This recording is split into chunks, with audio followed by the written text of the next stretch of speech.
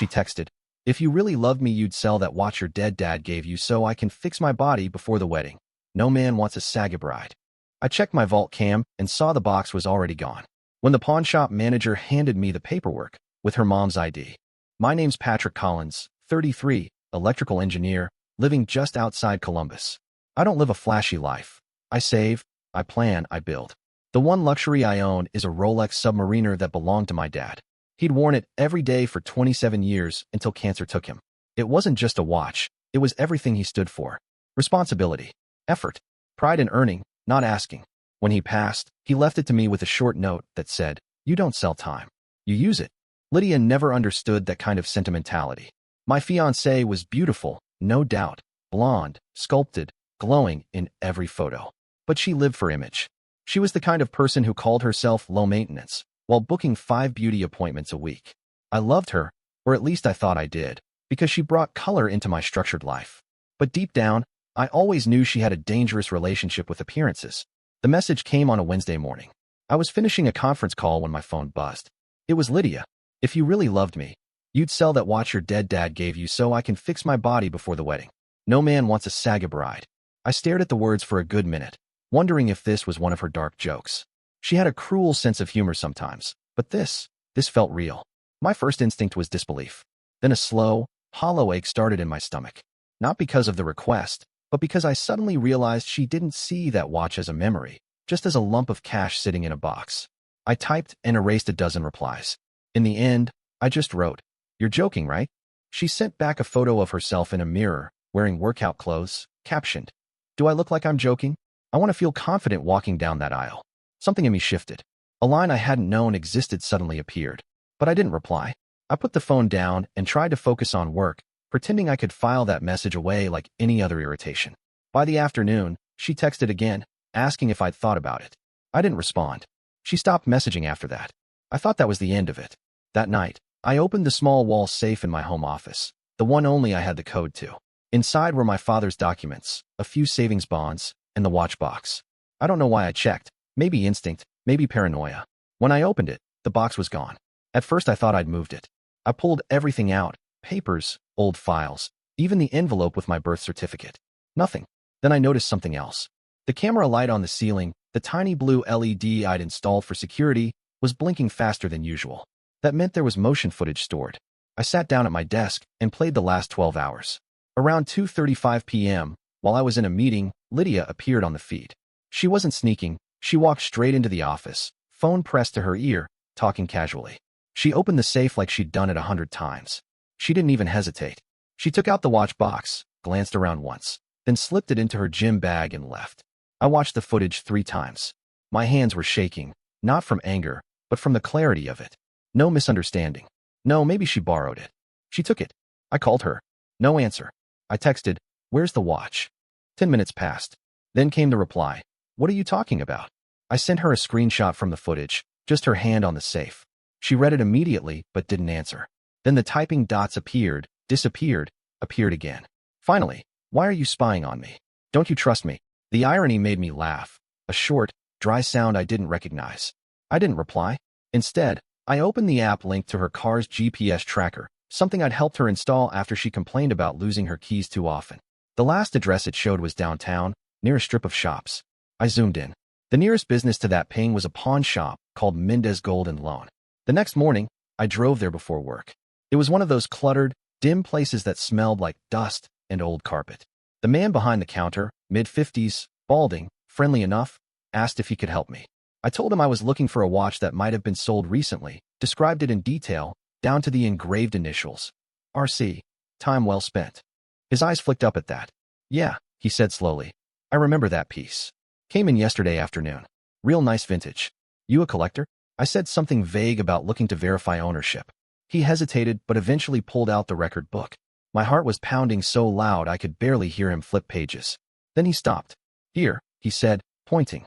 "That's the one. Seller name, Patricia Mills. Lydia's mother." For a second, I thought it had to be a coincidence. Maybe another Patricia Mills. But then he slid over the photocopy of the ID used. It was her. Same face, same signature. Except I knew Patricia hadn't been in town for months. I leaned closer. "She came in personally?" I asked. He frowned. "Didn't look like her. now that I think about it. Younger woman. Same last name, though. I figured maybe a daughter using mom's ID. Happens sometimes. We always take the doc and sign-off form, so it's on file. I thanked him and left, heart still hammering. Outside, the air felt heavier, sharper. Lydia hadn't just stolen my father's watch. She'd faked an identity to do it. Back at home, I sat at the kitchen table, staring at my phone. Her social media was full of posts about new beginnings and self-investment. A photo of a clinic brochure peeked out in one of her stories, a cosmetic surgery center 2 towns over. The deposit amount she bragged about matched almost exactly what the pawn shop listed as payout. For the rest of the day, I couldn't work. I just sat in silence, replaying our past 2 years. The expensive vacations she'd insisted were once in a lifetime. The designer shoes that always seemed to appear without explanation. The times she'd called me stingy for refusing to upgrade her car while she'd barely contributed to rent. I'd excused it all as vanity. But now I realized it was something else. Entitlement so deep it didn't even register as wrong to her. That night, she came home cheerful, carrying takeout. She kissed me on the cheek like nothing happened, talking about her bridesmaid fitting. I said nothing. I nodded, smiled, even laughed when she mentioned how expensive adulthood was. She didn't notice a thing. Later, while she showered, I went back to the vault and replaced the footage file with a backup hidden on my cloud. Then I sat down and wrote everything I remembered, dates, times, what she said, what I saw. I wanted it in writing. I didn't know why yet, but some instinct told me I'd need it soon. Around midnight, as she fell asleep beside me, her phone buzzed once on the nightstand. A message preview lit up the screen. It was from someone labeled Drive In. It read, "Received deposit. Remaining balance due next week before operation." I turned my head toward her. She slept peacefully, breathing slow, one arm draped over me like nothing in the world was wrong. I lay awake until sunrise, staring at the ceiling, realizing the truth my father had tried to teach me in a single sentence. The measure of a person isn't what they say about love. It's what they do when they think no one's watching. And Lydia had just sold his memory for silicone and vanity. The next day, I made my first quiet move. I contacted the pawn shop again, this time under my full name, and told them the item was stolen property. They said they'd need an official report before they could release or hold it. I thanked them and hung up, then sat down at my desk and began writing a statement. For the first time in my life, I didn't feel angry or heartbroken. I felt something colder, clearer, like the air right before a storm. I didn't know it then, but that was the moment everything in my life started to collapse and rebuild, all at once. For the next few days, I acted as if nothing had happened.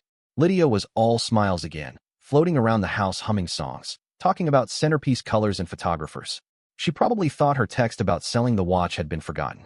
But while she was planning the wedding, I was planning something else entirely. I spent my nights combing through everything she'd done in the past month.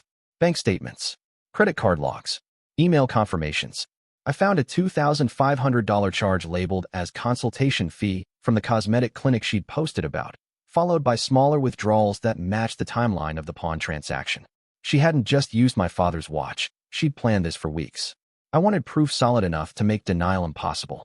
So I drove back to the pawn shop the following evening. Harvey, the manager, recognized me immediately. I told him I was following up on the stolen watch, that I had evidence of unauthorized use of identification. His demeanor changed quickly. He printed the paperwork again and signed a statement verifying the ID used and the transaction date. I thanked him, then asked if he could extend the hold period on the item until authorities contacted him. He said he could, for 7 days. That would be enough time. When I got home, I sat in my car for a while before going inside. Through the living room window, I could see Lydia on the couch, scrolling on her phone, a face mask on, watching some influencer talk about manifesting self-worth. It was almost comical. She'd pawned the symbol of everything I respected for a surgery she didn't even need. That night, while she was asleep, I opened our shared laptop. She never logged out of her email. I searched for the clinic's name. Hundreds of messages popped up. In one, she bragged to her friend Alicia. "He'll never even notice it's gone. He's too sentimental to check."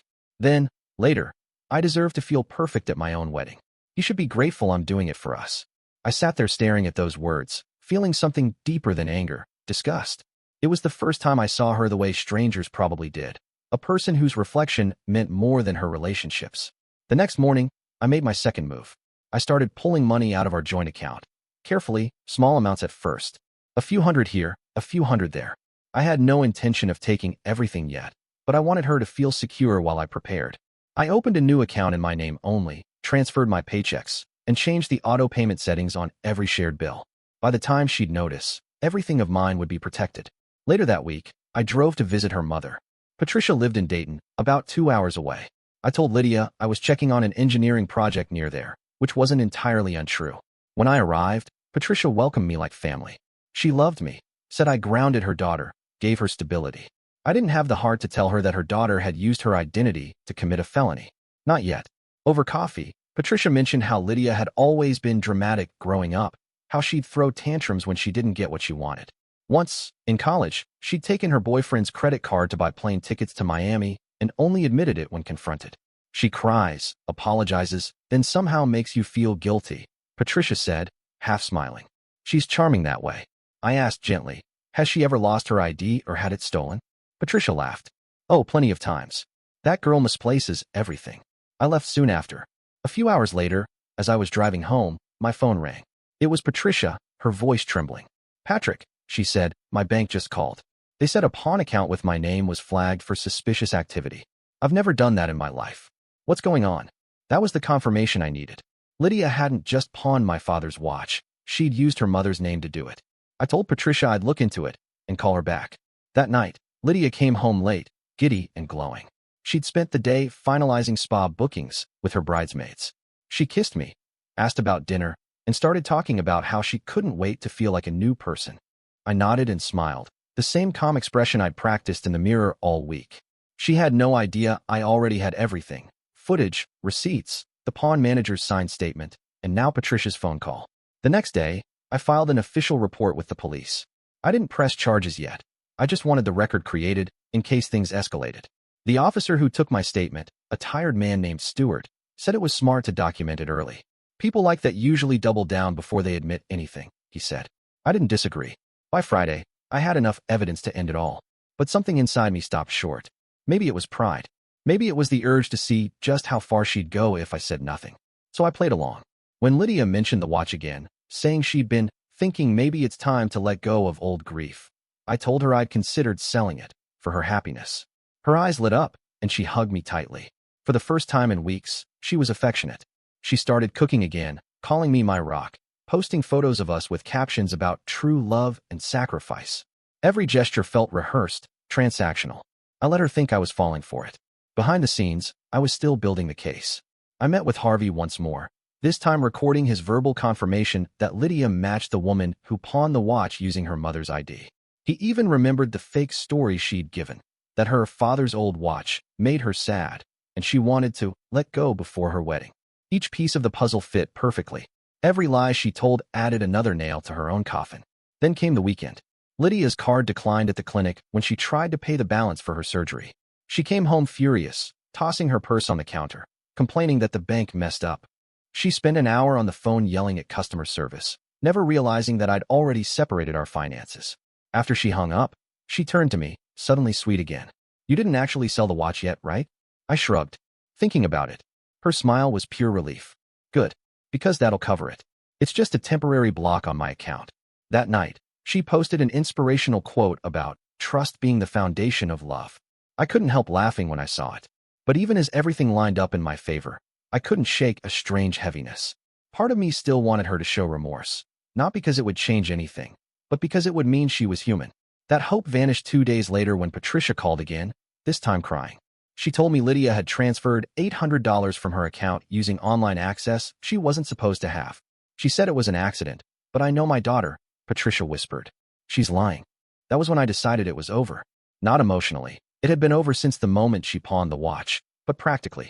I gathered all my documentation, put it in a folder labeled Asset Protection, and locked it in my desk. I started moving my valuables to a storage unit under my name. That Sunday evening, Lydia came to me on the couch, acting affectionate again. She leaned her head on my shoulder and said, "You really do love me, don't you?" I said yes, watching her reflection in the TV screen, her satisfied smile, the smug tilt of her head. She thought she'd gotten away with everything. When she fell asleep that night, I looked at her and felt nothing. No anger, no sadness, no attachment. Just clarity. I knew what I'd do next, and I knew it would crush her world. She thought she'd taken something irreplaceable from me. But what she didn't realize was that I was about to take something from her that she valued even more, her image. And I wouldn't have to lift a finger to do it. She'd do it to herself. By the time the next week began, Everything was in position. I had evidence stacked like dominoes. The vault footage, the pawn receipt with Patricia's stolen ID, the pawn shop manager's signed statement, and even screenshots of Lydia's clinic emails. But instead of using it immediately, I wanted her to reveal herself, to see how far she'd keep lying when the walls began closing in. Her surgery date was approaching fast. She'd been counting down like it was Christmas morning. But when she tried to confirm her appointment, the payment bounced again. She called me in a rage. Her voice was sharp, brittle. "What did you do with our money?" she demanded. "Our money," I repeated. "You mean the joint account you emptied when you pawned my father's watch?" The silence on the line was deafening. I could almost hear her heartbeat through it. Then came the fake laugh, soft and shaking. "You're being dramatic. I didn't pawn anything. Why would you even think?" I cut her off. "Because I was there, Lydia. I spoke to the pawn shop manager. I saw the paperwork with your mother's ID. I saw you on my vault camera." For the first time since I'd known her, she had no words.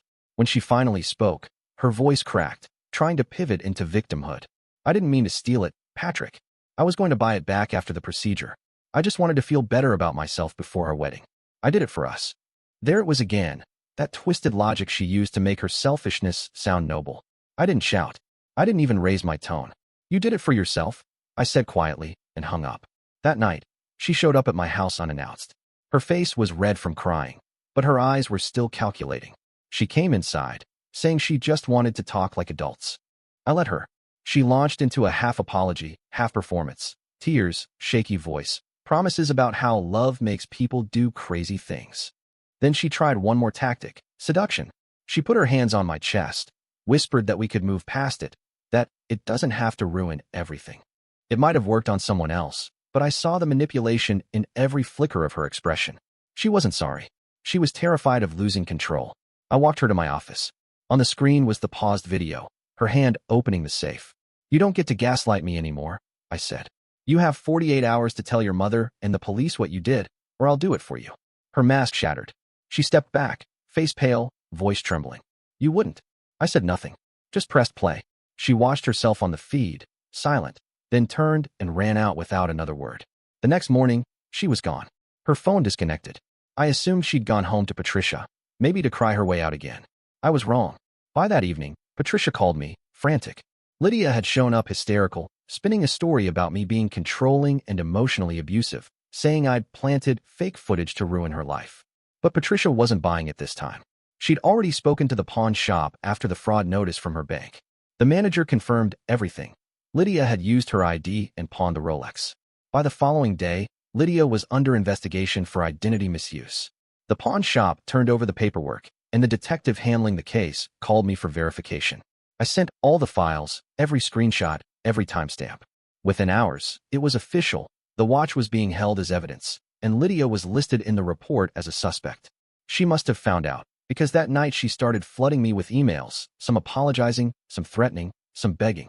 I ignored them all. 2 nights later, around 2:13 a.m., my phone buzzed with an alert from the security app. Motion detected in the garage. I opened the live feed. Lydia, stumbling in heels, trying to force the side door open with a screwdriver. Her makeup was smeared, eyes wild. I called the police immediately, stayed on the line, and watched her on the screen as she finally broke the small window near the handle. When she crawled inside, I hit the garage light. She froze under the sudden brightness. By the time I opened the main door, the cops were already pulling up. She started screaming, accusing me of ruining her life, of turning everyone against her. I didn't say a word. When the officers restrained her, she tried to break free, yelling that I owed her forgiveness. One of them turned to me and whispered, "You did the right thing calling." They charged her with trespassing and property damage. Patricia bailed her out the next morning, but refused to let her come home. For the first time, Lydia had nowhere to hide. The engagement was officially over. I thought that would be the end of it, but the fallout was worse than I expected. Lydia's cosmetic clinic found out about her arrest from the public records site and canceled her surgery permanently. Her social media followers, nearly 20,000, noticed she disappeared for a week and began speculating. Then someone found the local news article about the pawn shop fraud involving wedding funds. Even though her name wasn't listed, the timeline matched too perfectly. Within days, people connected the dots. By the end of the month, every sponsorship deal she had was gone. Her brand partnerships posted statements about severing collaboration due to ethical concerns. I didn't take pleasure in her humiliation, but there was a grim justice in watching her reputation crumble, not because I exposed her, but because she'd built it on deceit. Still, she tried one more time. A week later, I came home to find an envelope taped to my door. Inside was a handwritten letter that began, "You destroyed me." She wrote about how I'd embarrassed her, how no one respected her anymore, how she hoped I could live with the guilt of turning love into revenge. She ended it with, "You didn't deserve me at my best, and you couldn't handle me at my worst." I almost laughed. That line wasn't hers. It was from a quote she used to post on Instagram. I folded the letter, placed it in a drawer, and never replied. A few weeks later, Officer Stewart called to tell me the investigation was being wrapped up. Lydia had accepted a plea deal, probation, and restitution. The Rolex would be returned once the case closed. I thanked him and hung up, feeling something strange, not joy, not satisfaction, just closure. When I finally got the call to pick up the watch from evidence, it was a gray, rainy afternoon. Harvey, the pawn shop manager, was there too, shaking my hand as he handed it back. "Glad it's back where it belongs," he said. I looked at the old Submariner, still gleaming under the dull light. It had survived theft, lies, and betrayal, just like I had. As I drove home, I realized something. Lydia had wanted to fix her body. But it wasn't her body that needed fixing. It was the hollow part of her that mistook greed for self-worth and manipulation for love.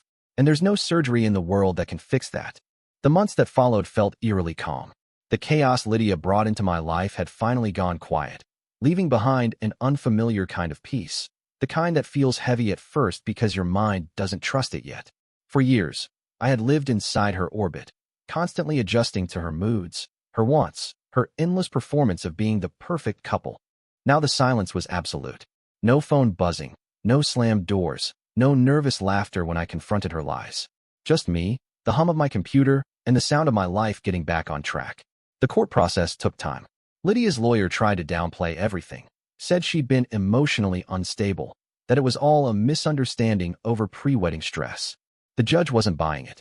The pawn shop manager testified, the signed paperwork was presented, and Patricia herself stood in court confirming that her daughter had used her ID without permission. Lydia kept her head down, mascara streaking, occasionally looking back at me as if she expected me to swoop in and defend her. I didn't. She pleaded guilty to unauthorized use of identification and trespassing. The sentence, 12 months probation, a fine, and mandatory counseling. The Rolex was returned to me after the hearing. When the officer handed it back, still sealed in an evidence bag, I felt an odd mixture of victory and grief. It was as if my father's memory had gone through a war it never deserved. Patricia stopped me outside the courtroom that day. Her face looked older, lined with exhaustion and guilt. She said softly, "I don't know what to say to make this right, Patrick. I raised her better than this. I really thought she'd grow out of it." I told her the truth, that Lydia's choices were her own. "You don't need to apologize for what she did," I said. "She needed someone to tell her no a long time ago. I just happened to be the one standing there when she hit the wall." Patricia nodded, eyes glistening. A few weeks later, she mailed me a letter. Inside was an apology again, but also something else. Photos of Lydia as a teenager, holding her mother's jewelry. Heirlooms that Patricia now realized were gone. She pawned them, too, the note read. "Years before she met you. I only just discovered it." It stunned me. Lydia hadn't changed because she never learned to face consequences. Every time she did something wrong, someone rescued her. Parents, friends, men. I had simply refused to join that list. Her life unraveled quickly after the court case. Word spread in her social circles, not because I told anyone, but because the internet always finds its prey. The beauty clinic dropped her from their influencer list. The boutique she modeled for cut her out of their campaigns. Her self-love page went from thousands of followers to a few dozen angry comments. When I checked out of curiosity months later, it was gone entirely. Meanwhile, I quietly sold the house we'd shared. I didn't want to keep a single wall that had heard our arguments or laughter. I moved into a downtown apartment with plain white walls and a view of the river. Small, clean, mine. One day, while organizing my new place, I opened the safe and took out the watch. I hadn't worn it since the day my father passed. The metal was cool against my wrist, still ticking like it had never stopped. I looked at the engraving again. RC, time well spent. I thought about what that meant now. Time well spent wasn't about money, love, or appearances. It was about clarity, knowing who you are when everything you thought mattered gets stripped away. That evening, Patricia called again. She'd started therapy herself, trying to untangle her guilt. She said Lydia was living in a small apartment outside Dayton, doing odd jobs. She wanted me to know that her daughter had tried reaching out, but Patricia had cut contact. She needs to learn that forgiveness doesn't come before accountability, she said. I respected her for that. Patricia didn't owe me anything, yet she was doing the hard work her daughter never could. A month later, I received one final message from Lydia, a long email sent at 2 in the morning. She wrote about how no one believed her side, how she'd been punished enough, and how love shouldn't end because of one mistake. She claimed she'd gone to therapy, that she was learning to value honesty. I didn't respond, not out of spite, but because I didn't believe a single word. Every sentence sounded rehearsed, crafted to tug at pity rather than truth. People like Lydia didn't change because they felt remorse. They changed only when they had no one left to manipulate. Weeks later, Officer Stewart called again, this time about closing out the restraining order. She hasn't violated anything, he said. Seems like she's keeping her distance. You can rest easy. For the first time in a long time, I actually did. I kept working, rebuilt my savings, started running again after years of neglect. Life began to feel normal, maybe even better. But there were still moments when I'd see something, a photo, a place, a smell, that brought back flashes of her laughter or her perfume. That's the thing about betrayal. It doesn't just disappear. It lingers like a faint bruise you forget about until you bump into it again. But over time, the sting faded. I learned to stop replaying the what-ifs. What if I'd never installed the camera? What if I'd confronted her earlier? What if I'd given her another chance? Every one of those questions led to the same answer. Nothing would have changed. She would have found another way to take, to twist, to justify. 6 months later, I was invited to speak at a university event about project management. I almost declined, but something told me to go. Afterward, one of the students came up to me, a young guy, nervous but enthusiastic, and said, "You seem like someone who's been through a lot but still trusts people." I smiled, thinking about it. "I do," I said, "just not blindly anymore." When I got home that night, I opened the safe again, took out the watch, and this time, I wore it. Not as a symbol of the past, but as a reminder that trust, like time, can't be pawned or bought back once it's gone. Later, I received one last update from Patricia. She said Lydia had left Ohio altogether. Rumor was she'd moved to Arizona, working at a salon under a different name. I didn't ask for details. I didn't care. Everyone ends up where they belong, eventually. As for me, I kept the watch locked away most days, except on important ones, days that actually deserved to be measured. The last time I wore it was on the morning I signed the final sale papers for the house. The realtor congratulated me and asked if I was happy to move on. I looked at the old Rolex glinting under the light, thought about my father, about Lydia, about everything that watch had survived, and said the first honest thing I'd said to anyone in months. I already have. Then I walked out into the bright afternoon, the weight of the past finally gone from my wrist, but not from my mind, because some reminders aren't meant to hurt. They're meant to keep you awake. And that watch, ticking steadily against my skin, was the sound of time well spent.